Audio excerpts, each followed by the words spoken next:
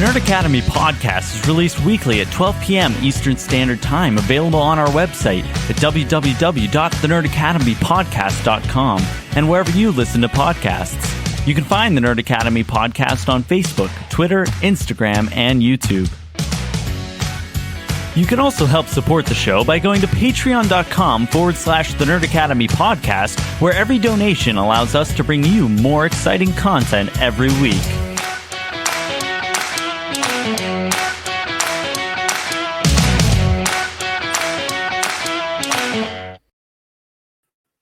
Good morning, class, and welcome back to a special bonus episode of the Nerd Academy Podcast, the show your favorite nerds talk all things nerddom and otherwise. And we are here for a movie review. Holy shit, we still do those. It's been a minute since we've been able to do one, but I am joined by our pal Armin from ComicBookCast to talk Mortal Kombat! Not as good as the 90s. Dun, dun, dun, dun, dun, dun, dun, dun, dun. It's just, I mean, let's be real. Spoiler alert, the best part of this movie is when they remix the 90s theme. So that's set your expectations for that. You know, it's they do a lot of like interpolation with the theme. Yeah. Like spoilers for the whole review. But you guys knew that. The bit where Cole and Scorpion are like tag teaming Sub-Zero. Mm-hmm.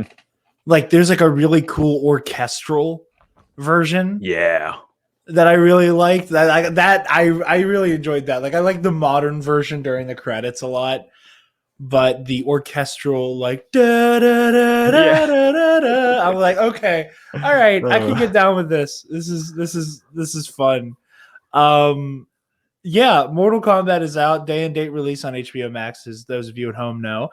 And I was excited to see this. Travis and Lexi did not give a shit. I told Travis, I was like, hey, Armin's coming on to do a Mortal Kombat review. Do you want to like try to like, you know, I was like, I know you got a lot going on and we have like Schmodown stuff to watch. And it's like, if you have time to do it, like, let me know. And he was like, that's a solid maybe. And that solid maybe turned into a definite no. And I had a feeling on that, and that's fine. Because I would have felt bad if I was twisting people's arms to watch this. Yeah. You know, like it. Look, I have like on the CBC, we have like, you know, mandates. Okay, Mitch, I know you don't want to do this, but you got to watch this because we're going to talk about this or audio commentary. And then I get a bunch of, and then eventually we got to watch it and it's going to happen. And it's like Mortal Kombat. I wasn't going to force anybody to watch and review it with me. But then you're like, hey, I'm going to watch. You want to jump on and review it with me for my thing? I'm like, you know what? That's two birds, one stone, because I'll just share it to CBC fans and they'll get my take on it. So, you know, it's good. This is a good way to handle it. Somebody else that wanted to subject themselves to this film. I was excited. I was when we it was like months ago when we got the first like stills and stuff. Mm-hmm. I was very excited, and Travis was like, "Don't do this to yourself." He's like, "You do not get your hopes up, man." I was like, "No, I am putting all my money on Mortal Kombat being phenomenal." And he was like, "You know what you're doing." I was like, "I know exactly." I said, "I know I'm setting myself up for failure, but God damn it, I deserve the hope going into it." That's the thing with this movie. Like for me, Mortal Kombat, and I'll be, you know, upfront with everybody. This was my second most anticipated film of this year. First being Shang-Chi, second Mortal Kombat. Mortal Kombat to me is so important that the first film I saw in the United States, in a United States theater, when I moved here, was Annihilation.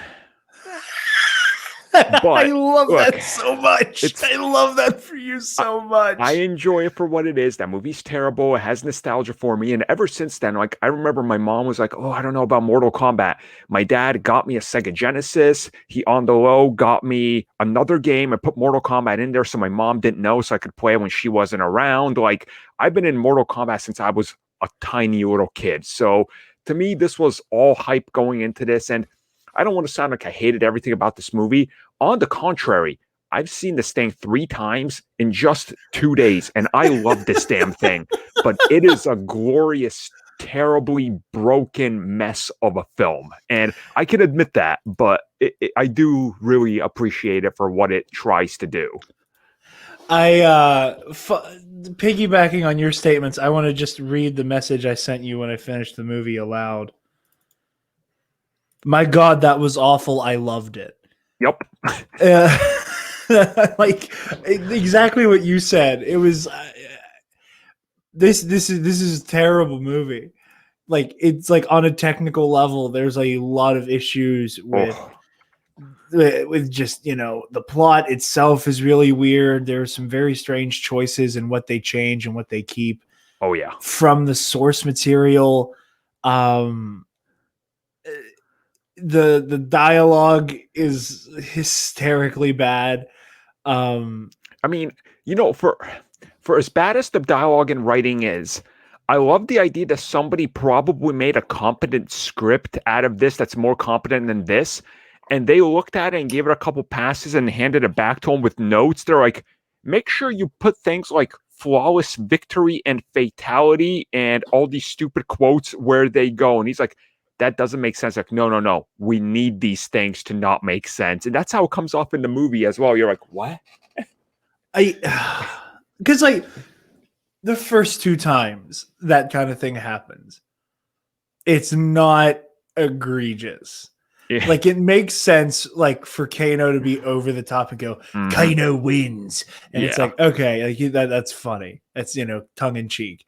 And then like it's a little bit more like we're getting into like hyper realized, almost anime territory when Kung Lao is like flawless victory, and I'm like, okay, like we're slowly crossing the threshold into this just being a cartoon.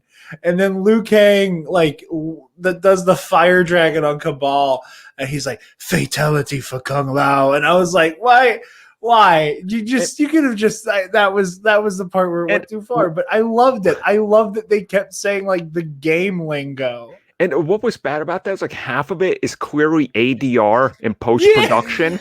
Like, because you don't see the character saying it. It's like the back of their head, and they're like, you know, fatality. You're like, what? Wow. No, I know you did not just say that. It's like, oh, it's, yeah. And here, what really gets me is like, and I think you'll probably agree with me with this. When the movie starts, it starts off with the best part of the movie, which is, here is Scorpion, aka Hanzo Hasashi, and here is Bai-Han of the Lin Kuei, and these two rivals, and they're telling you, oh, I'm trying to wipe out your entire clan, and this is what I'm doing. And they set up this great rivalry. You're like, okay, this is going the way the Mortal Kombat Legacy, you know, or the Scorpion animated film is going to go. And you're kind of into it. You're like, damn, this is going to be a blood feud. They're going to really work with this. And up until the last 8 minutes, this is never touched or referenced again, because they're like, after you get the best two actors in the film, specifically Scorpion, who is the best actor in this film, phenomenal actor playing him, he never shows up again, and we're dealing with bland Cole, what the fuck was his last name? Cole Combat? No, it's not Cole Combat. I thought you wanted to say Cole Kushner, but that's a podcast host that I Cole like. Young, I think. Yeah, it's Young. Yeah, I just pulled up the cast. And they even make fun of the K and combat and everything. Like, they're very well aware. But why would you take the best actors you have in this film and put them in only 8 minutes of the film? It's, you know, and focus on the most boring, generic, like, character you could come up with. And honestly, I played all the Mortal Kombat games. You couldn't make a more generic character than Cole Young if you tried in Mortal Kombat Conquest mode in Armageddon. He is so plain and bad. It was just baffling that character exists. Terrible. That's funny as hell. No, I enjoyed Cole though. Like, call me crazy, I kind of liked him as a character. Like, it is so bland and generic. Like, you're absolutely right on that. It is generic as hell. The fact that he's an MMA fighter who's washed up and now has to like go in and fight, blah blah blah. You're right that it's generic as hell, but I love it. And I think that, like, how do I put this? There's a charm that this movie has that is very cheesy action movies, shut your brain off, watch them fight. Right? Mhm. Like, there isn't, in the same way that I think like a Fast and the Furious type thing. Yeah. Yep. Like, I do truly hope that the rumored 4 more movies they want to have in development, I really hope they come to pass. 100%. I want more of this world. I want 4 more of this. You know, y'all can see my nameplate. Give me Kenshi, goddammit. First of all, more than anything, I want Kenshi. But I really liked it. I liked Cole. I thought the movie, the scene where his Arcana kicks in was kind of sick. I don't understand what his actual power is.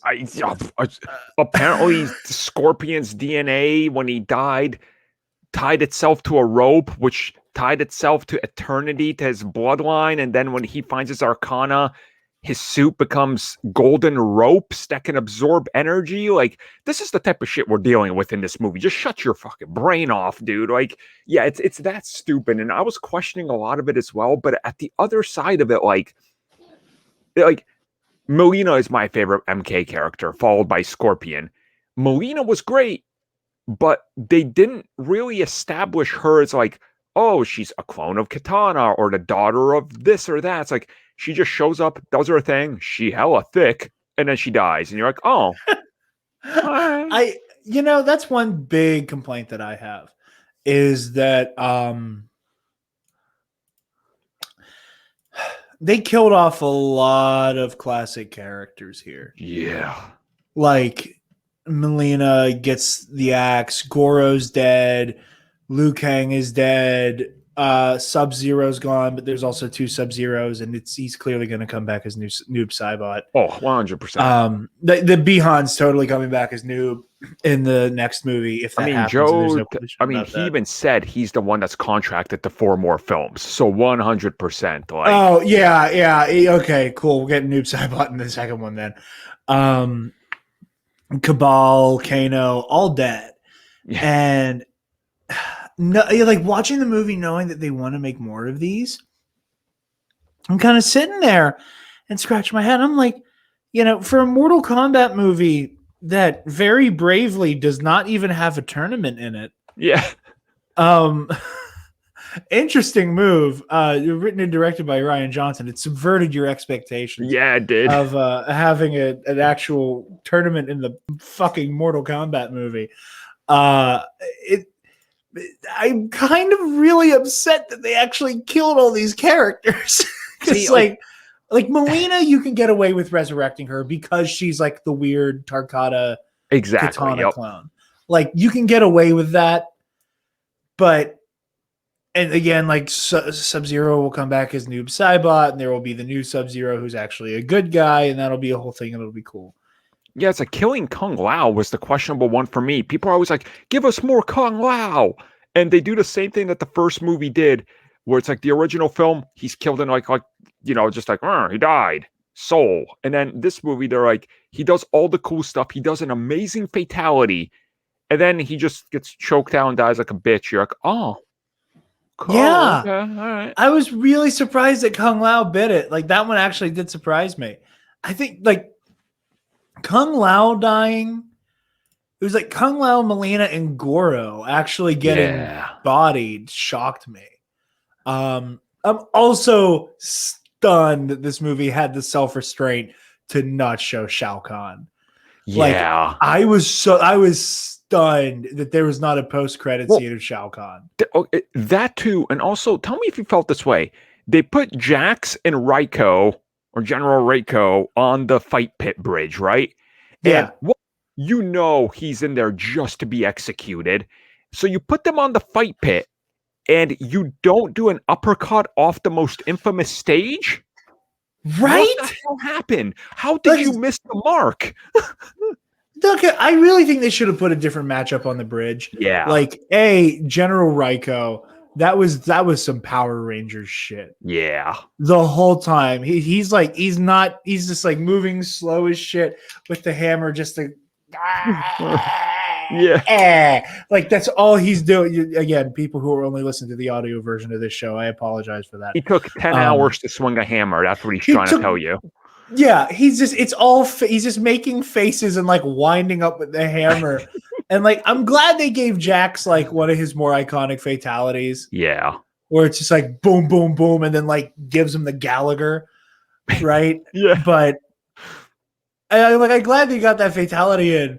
But as somebody who just in general, my favorite shit in movies is when somebody gets thrown off of something, right? Yep. I love those like falls to the death type, movie bullshit. Like he's gonna throw this goof ass off the ledge, like because it's that fatality. And that's the thing, like, they could have doubled and tripled down on that by putting the White Helm scream in there to even make it better. And my God. There has to be an edit here where they did that, and then they're like, no, you know what's better? If we drop a Jax one-liner about his arms and completely collapse the dude's head. Maybe he could have kicked him off after to, like, really do insult to them, Yeah, I don't know, it felt a little off just to see them be like, you didn't do the one thing we all want on this one stage. Why? Yeah, I was like, whenever he again like smashed his head, I was like, okay, now he's just gonna like shove the body off, and we're gonna watch it, fall. And yeah, I was really surprised that was not how that fight ended. I'm glad I'm not the only one. And again, I am blown away by the Power Rangers shit that came from the general guy.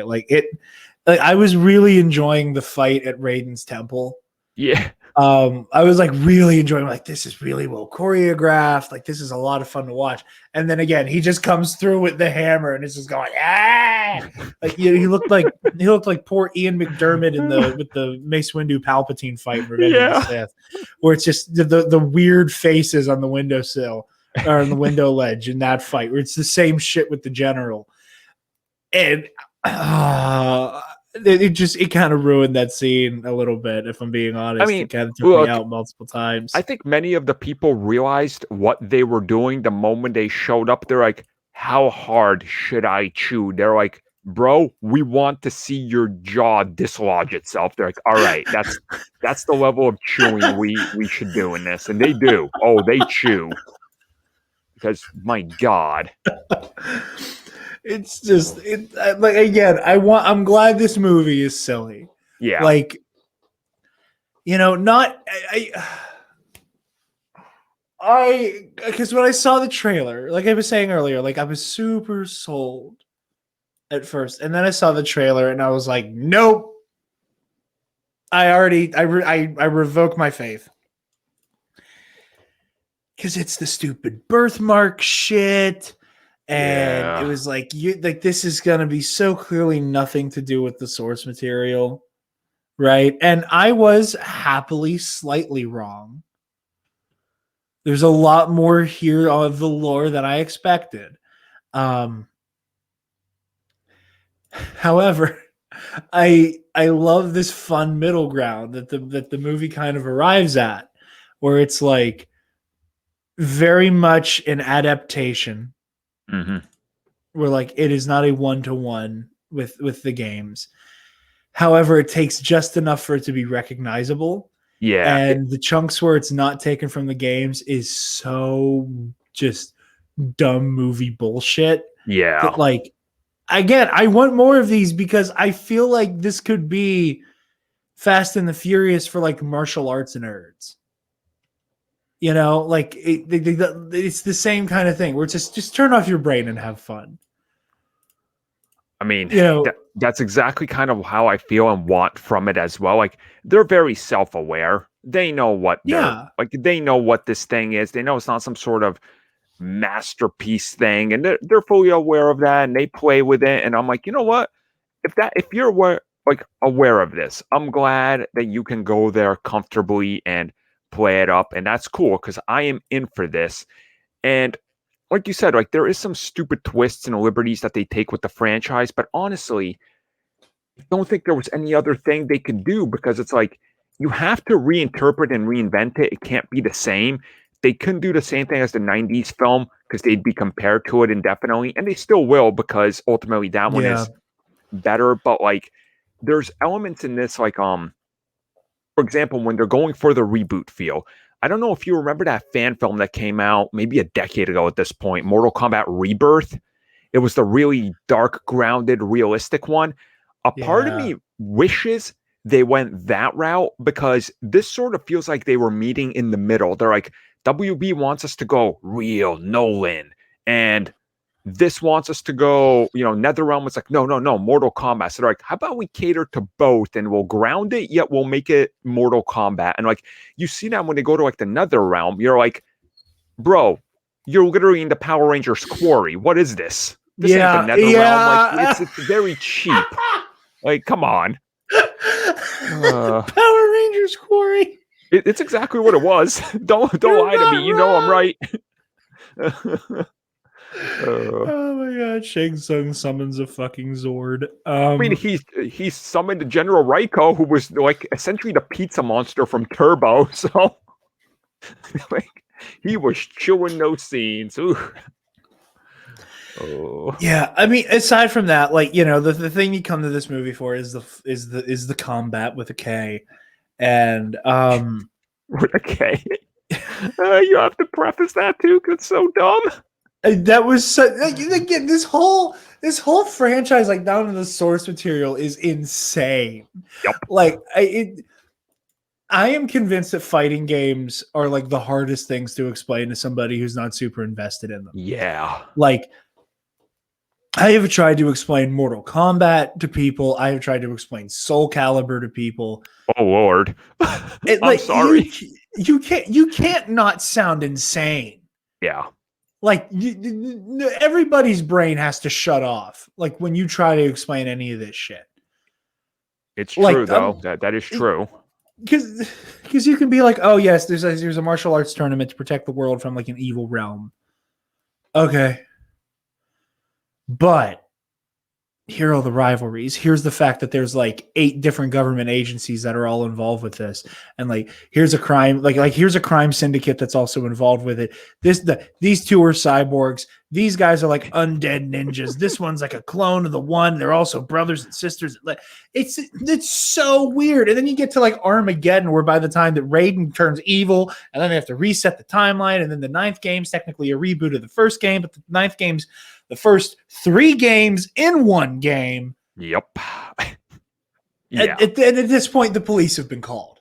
Like, there's no way to like explain this franchise coherently, and the fact that they just kind of subvert all of it. And that's the thing. At that point, you're talking about reptilians. Like, we can't tell if he's talking about Alex Jones reptilians or reptile, but it might be one and the same because it's so insane sounding. So you're like, just listen to this psychopath and nod. It's like, oh, okay, yeah. That makes sense. Smile and nod, boys. Smile and nod.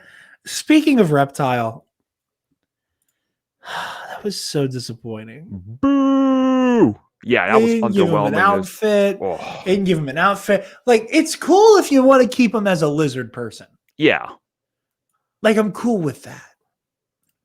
But like, put him in an outfit. I was hoping for that middle ground, which I can't remember which MK did it, where he was still a ninja outfit, but he had like the more lizard transformation, and he looked like in between the two. I'm like, I would have been okay with that approach, but they took the most uninteresting approach. They're like, okay, reptile is checks notes, lizard man. Okay, just make him a lizard. You're like, oh, well, that was uninspired. It was just have getting clothes on. It would look so cool. It would look so much cooler if he had like the chest like garter shit like in 9. I don't know. He really dropped the ball with his design. Everybody else looks fine. And they didn't even call him reptile. They call him like Ryzoth or whatever the hell it is in the thing. I was like, oh, that took me for a second. I was like, oh, they don't even call him reptile. Interesting. Okay, move along. Like, so it was an that is another choice. Thing. Like with the weird ass Power Rangers dialogue. Yeah. The way that Shang Tsung like completely for the audience addresses everyone by name. It's just like it's like the kind of movie shit that I'm like, this knows exactly what it is, and I'm gonna let it pass. you know, he's on his throne in Outworld, and it's just like ah yes, Bihan, Sub-Zero, my greatest servant, Melina, my other assassin, Cabal, I must address you all by name. You all know each other, obviously. This is Natara. She is as beautiful as she is deadly. Dies without even landing a punch. Oh, yeah. Oh my god. I also love how he's like. I love the conversation he has with Cabal, where he's like, "These warriors on Earth. Does one of them happen to go by the name Kano? How the fuck did you guess that? Like, at what point did you just ass pull the fact that Kano is there?" It's like, how did you associate this? Especially that you dropped the line that you've been in Outworld forever. Like, when did you fight Kano? A decade ago? Like, no, they just pull shit out of nowhere. Like, so funny. It is laughably like, what? Like, they take leaps and bounds like nobody's business. That said, oh my god, I'm so sad. I so hope they bullshit Cabal back to life for the next movie. Oh yeah, because he was my favorite. All of the dialogue, the sound design of him talking through the helmet, like I loved every second of Cabal, and I need more. He felt like he was aware of the stupidity of everything that was happening. Like sort of like almost like he broke a fourth wall and was like, "Is this serious? Okay, I'm gonna be like this Aussie sounding like generator man." I don't even know how to explain what was going on with that dude. I was just like, what the fuck is this? Like, it was really weird, but in a good way. Like, it was entertaining as hell. I agree. And like Kano had such... Okay, I'm going to make a weird comparison, and I'm going to need you to follow me here. Okay? What they did with Kano feels like the way that Fox used to handle shit like the X-Men characters. Yeah. Where it's like, we're going to wink and nod at something and not commit to it fully. Mm-hmm. Like, what are they like? Kano? They don't make him a cyborg. They make sure his face gets messed up and he gets a magical power that lets him shoot a laser. They just don't make him a cyborg. Yeah. Like, it's the weird shit like that where they don't lean into it completely. They give you just barely enough for him to have like a recognizable ability and acknowledge the fact that like this region here is a little fucky wucky. Yeah. But they don't go that full mile with like his actual characterization. That's kind of like also what's weird to me. They're like, half the film is committed to being Mortal Kombat insanity, shut your brain off, that we're taking the game stuff. And then other stuff that's so easy to do, like, for example, Kano's eye. They're like, no, this has to be completely retold and restructured and made more complex. And then you just have Cabal fucking showing up and he's speed running and doing all this shit. And they're just like, face value, this is what it is. You're like, who made these choices? Who? Exactly. And I was like, okay, well, maybe they're going to like try to bullshit the whole idea that like making him into a cyborg. But I'm like, but they gave Jax robot arms. And the fact that Jax's Arcana is just metal arms. Oh my God. I hurt myself laughing at that. Yep. Like that. I am so glad I did not see this in a movie theater. Yeah. Because the noise I would have made would have gotten us thrown out. Like it wasn't voluntary. It just kind of like released itself from my chest. You have sometimes you're watching something so stupid. Example, when I watch Fast and Furious, the only thing I can do is just sit there and start laughing when they're using like NOS to propel, they're propelling themselves around the mountain, dropping out of space in cars using magnetic NOS. What the? You expect me to take this seriously watching the trailer? No, I'm going to laugh because this is stupid. Like, and yeah, it is what it is. Like, that's sort of the thing. It's like, well, you know, they're committed to this and sometimes they're not. I just don't get it. I just don't understand why the things they chose to do that to, though.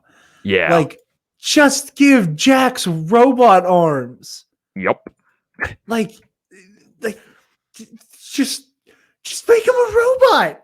It doesn't have to be magic. Well, it's so asinine. That's another thing like that upset me so much. I'm like, wait a second. So these people get this mark and then they unlock their powers, their arcana once they got the mark. Okay, I see this new bullshit lore you're dropping in here or whatever. But it also made more sense in the old continuity where it wasn't some predestined, predetermined arcana magic unlocking bullshit that you have to get this mark. It's like, so did you have to kill specific people to get this mark? Did Cabal kill someone? Did Melina? Because she has her teleporting powers? They drop this new lore and then they never explain it unless it's convenient for that one training montage. You're like, why though? Like it's a little wishy-washy with what the point of it is. I'm telling you this, I will not be surprised if we get a sequel and that is retconned out because it doesn't work. It doesn't make sense. It does not make sense in the grand scheme of the whole Mortal Kombat lore. It's like this kind of takes away from many of the characters then. Like, you know, get what I'm saying? Like it's weird. Yeah. It's kind of, it limits the universe. I can buy the idea that in this universe of, you know, Earth and its martial arts defenders, that like they're so good at martial arts and they know so many people who are familiar with mysticism that like they learn how to harness energy in their attacks and shit like that. Yep. Like you don't have to bend over this far backwards to explain why in a sequel Johnny Cage can like punch a green bubble at somebody. Exactly. Right? Like, and like, what the shit is Johnny's power gonna be? Is it just gonna be bubbles? I mean, they literally do that at the end of this movie where Sonya just shows up and she's suddenly doing flips and shooting things out of her forearms. And it's like, it took her 10 seconds to learn her arcana, but sure. But again, like that's one of those things though that like I remember in the most recent games, she has like the energy blast, but it's because she has like laser gauntlets and shit. Yeah. Like there's so much of the like literally like a giant chunk of the arcana here is shit that could just be technology. Yep. Like Jax'S Arms. Jax'S Arms. Give Sonya Blade laser gauntlets. Yeah. Like the ninja is Elsa. I don't fucking care if she has a laser. Right. I don't think anybody watching this movie is going to be like, you know, it was really unrealistic when Sonya Blade pulled out a laser gun. Like, that's going to be the point where somebody checks out. Yeah. Is a laser? Seriously? Like, I don't. That was the most baffling shit to me. Like, just let her have a laser. Let Kano be a cyborg. Oh. Like, again, that's the other one. Like, just like it makes sense. Kano has a laser eye in the games and shit. Why? Because it's robot shit. It's bullshit. It's only weird when you tell me it's magic.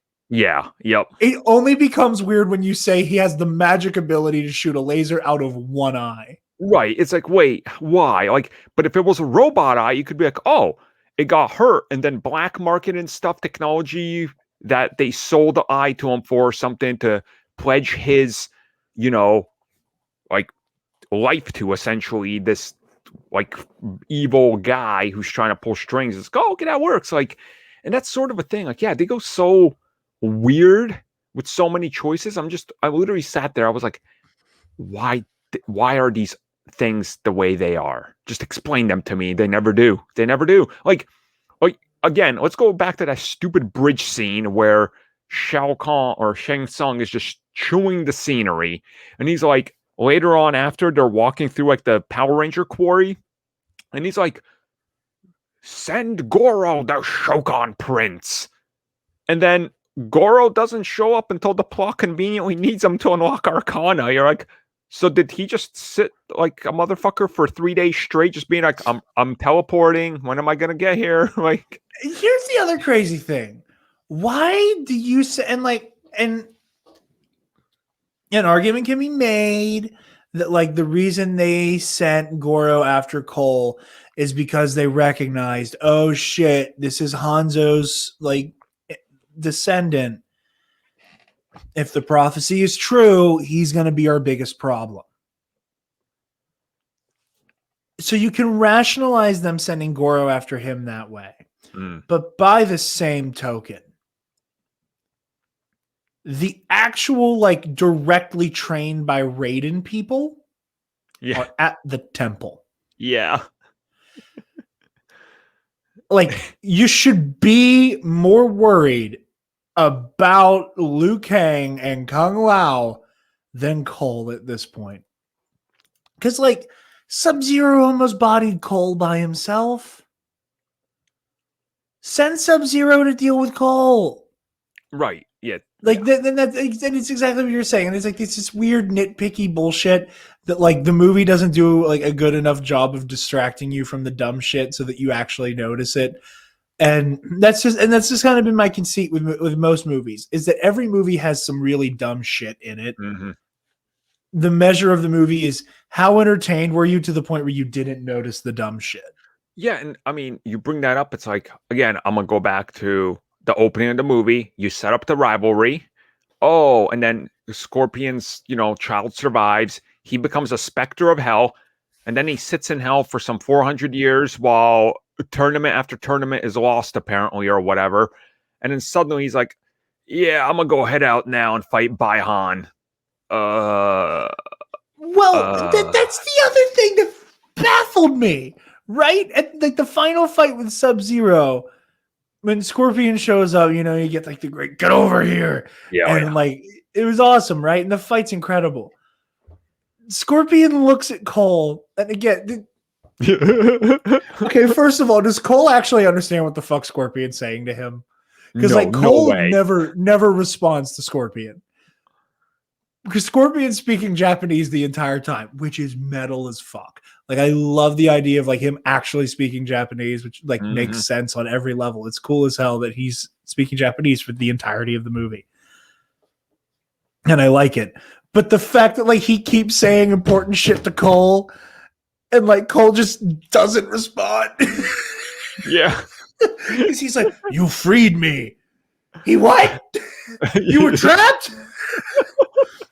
Like, were you trapped or were you training? Were you lying in wait? What were you doing? The movie what sells did he it do as, that freed you? Like the movie literally sells it as he disappears, Raiden saves the child, and then he fucking, I guess, tells the child to fuck off when it grows up or something, and he loses the bloodline, and Scorpion has just been sitting in hell looking at a spear spin in front of his face for 400 years. And he's like, I guess I'm gonna go fight for now. He's like, ooh, like, dude, it is flimsy at best. But again, when he shows up and fights Sub-Zero, it's perfect, though. It is perfect. It's phenomenal. I just don't understand what Cole did that freed Sub-Zero. I don't. Freed Scorpion rather. Like, because it's like, the whole movie, there's those like weird flashes of it's like, you are my descendant, and like, he's speaking English in that though. That's probably telepathic, and that doesn't count. Probably there's like you can bullshit magic that away. I'm not gonna harp on that. Well, I can bullshit it away. The script bullshit itself, so might as well just stretch it a little further. It's fine. Yeah. I'll forgive like him only speaking English in Cole's brain, but it sounds so stupid when you say it out loud. All right, now I'm gonna start trying to explain Soul Calibur. So there's a good sword and an evil sword, like Anyway, what did he do? What did he do for Scorpion? Because I don't know what he did. Like for a second, I thought his Arcana was just going to be like that he shared a consciousness with Scorpion. Like, I thought he was legit gonna like be resurrected Scorpion in his body. He's like, oh, now you're Scorpion here to go after the Link Way. Like I thought that was the setup. Yeah, and like it was going to be like a shared consciousness type thing. Like maybe at one point it was, which is why Cole doesn't exist in the entire fight versus Sub-Zero up until that last part. So maybe that was their direction, but they figured too much backlash would happen. I don't know, but it is awkward. It's very weirdly built. Like it seems off in many ways. I don't know how to explain it. Like Yeah. The fight's great though. That Yeah. final fight is incredible. This movie's a hoot. Like Yeah, it is. like we're shitting on it, but like we've not like I enjoyed every minute. Like it either gave me something to laugh at or laugh about, or just I objectively enjoyed it. So I can't complain. Armin, if you don't have anything else, final thoughts on a letter grade, sir. Ooh. Oh. Oh God. Okay, a letter grade. I guess I'll give you a letter grade and a number to go with this, since people want to know both. Okay. If you throw me into Raiden's temple and make me find my arcana by grading this goddamn movie, I will get it.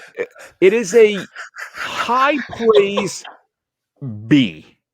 AKA, it is a solid 7 out of 10. But know this, if you overthink it, and if you understand that you have to understand it's a bad movie. If you try to go into this expecting like high quality, it's probably going to be even lower. But I went into this knowing it's Mortal Kombat, and its only like mark of quality is it's got to be better than Annihilation. And it is.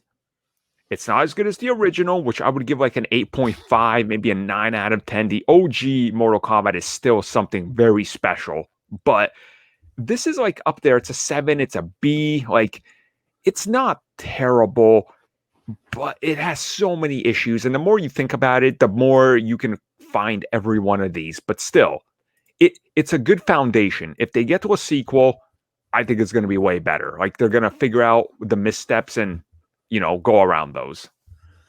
I agree with you completely. I think if this gets a sequel, we're looking at like a solid movie without any irony to its enjoyment. I'm going to take a page out of Devin's book.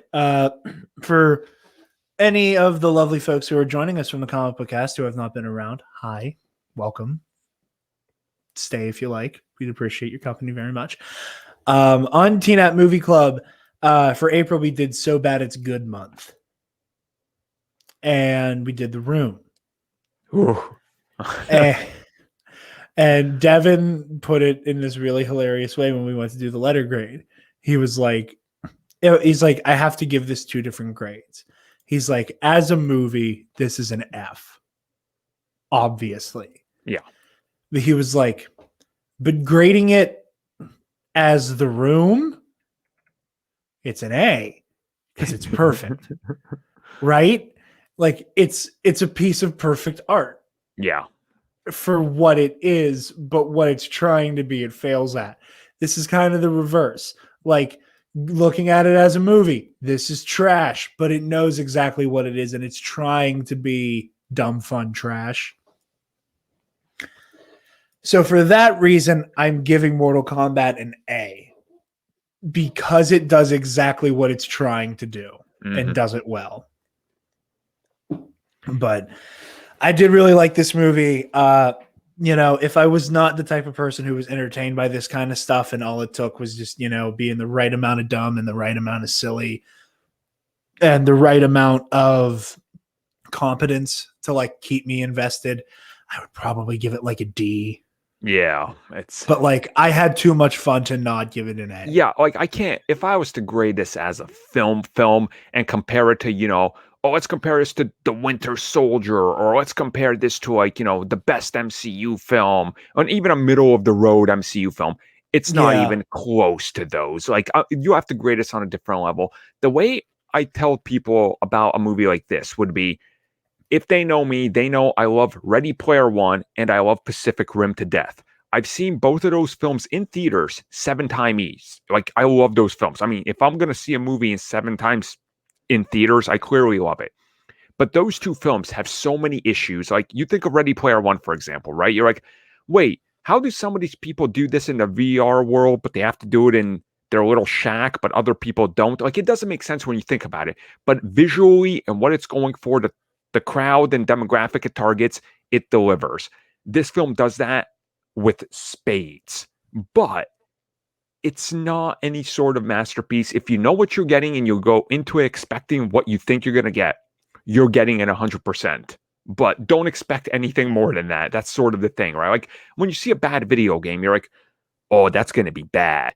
But you get it and you know that there's probably something good in a bad video game, right? Because this could turn out that way. It's kind of like that, you know? It's an interesting take on it. I definitely want more. Like, I am 100% going to buy like the 4K steelbook of this and watch it and enjoy it and grin like a moron when Raiko is going swinging a stupid hammer for 3 minutes straight. But it's that type of movie. Like, don't take it seriously. Very, very well put. Very well put. Armin, where can the lovely people find you and everything that you do? I don't fucking know. Just type in go to SoundCloud. I don't plug that enough. And type in, hold on, what the fuck's it called on SoundCloud? Let me check this shit. Fucking load, you son of a... Okay, just go to SoundCloud, type in the CBC, and you can find us there. You can subscribe to the feed and get all the audio podcasts and all that, because that's where they go for the feed. And then, I guess... fucking what's those apps for the music and the things? Spotify, probably on there. You guys, I listen to you guys on Spotify, so I was gonna say you can definitely go to Spotify. Fucking Zune Marketplace. I don't know. Again, Zune, wherever the fuck. I understood don't know that reference. That's funny as hell. You know, back when I was in high school, I did listen on SoundCloud for a hot minute. Oh Jesus. And then very quickly realized it was just a lot easier to listen on YouTube. Find us on your local PlayStation Vita feed on the Near app or wherever the fuck. Fucking Vita. You replayed 9 on the Vita. I saw it. I actually Facebook. I was like, man, I'm in a Mortal Kombat mood. And my kid and her friend were playing on the PlayStation 4 or PlayStation 5. And I was like, well, I'm not going to kick them off. So I got my Vita and Mortal Kombat was installed and I'm playing 9 and I'm like 3 hours in. I'm like, this is a masterpiece. So like, dude, I'm addicted to Vita right now. That's why I pulled that one out. I love that so much. Do yourselves a favor. Check out the Comic Book Cast if you aren't already. I make jokes every time. I do my best to emulate them because they are the best in the biz, in my opinion. And, don't print bullshit every day. So that's good. It's a good thing. Believe it or not, you can get clicks and not be a grifter. You guys can find me on Twitter and Instagram at DarkJedi2552. And you can find the Nerd Academy podcast on Facebook, Twitter, Instagram, YouTube, and on our website, www.thenerdacademypodcast.com, where if you're feeling generous, you can donate to our Patreon page. Speaking of our patrons, thank you to our $10 alumnus, Case and Brion, the Waffle Wizard, Delta 9, and Zach and House. You guys help us make the content that we love to produce. If you're looking at our Patreon, be sure to consider the $5 tier where you get access to our Knights of the Nerd Republic Versus series. For April, we did the Grand Inquisitor versus Executor Cedrus. And for May, we are doing Galen Merrick versus Mara Jade. Be sure to tune in for those. We got Heroic History 101. Fingers crossed, Travis and I have an episode of that out for next week. We are very behind on Heroic History 101. We apologize. And we get the audio commentary tie-ins for Nerd Academy Movie Club as well. We just finished up all of So Bad It's Good month. So the audio commentaries for The Room, Battlefield Earth, and Cat in the Hat are all up there. And then the Cat in the Hat review for patrons should be dropping on Thursday the 29th. You mentioned Battlefield Earth. Are we talking about that? Is that John Travolta, whoever the fuck it was? Yeah, that one. I don't know what the hell you're willing to do for money, but please don't do that again. That is not worth any amount of money. Jesus Christ. I thought I would do dirty shit for money. No, this Battlefield Earth, motherfucker. I've thought of that. I was like, no. I have a soul and a limit I am not going below, and that is at that tier. Jesus. Listen, I was like, okay, what are some like movies that are just hysterically bad? I am upset that I watched it, man. Okay. Oof. I still haven't been able to wash the man animal stink off. Yeah, that is bad. Oh, it's so bad. It's so bad. I'm never watching it again. Like there's only a handful of movies that are on the list of like I will never watch this again, even as a meme. And Battlefield Earth is at the top of it. But yeah, be sure to click on the student store link on our website to get access to our TeePublic, where you can get all manner of Nerd Academy merch and goodies. Thank you guys very much for listening. Be sure to like, comment, subscribe, do the things. Check out CBC. Thank you again to Armin for joining me. Very happy, very excited. Always a pleasure to have you on, my friend. Oh, I always got to be on. Got to bring you on soon. Like I was talking to you, I was like, man, when I do the audio commentary for this, I'm not subjecting Tristan or Mitch to the pain. So if you'd like to join me, members can then look forward to that somewhere down the road. I don't make promises on delivering content because God knows I never hit those. So no. Hey, listen, it's okay. And I also have orders from Mitch to bully you about the Snyder Cut audio commentaries. Hey, audio problems. Hey, I'm following orders. I was I was on CBC. I don't know when the Falcon and the Winter Soldier spoiler talk goes out, but I was on that. So yeah, tune in for that, everybody. But yeah, thank you all for listening, and class dismissed.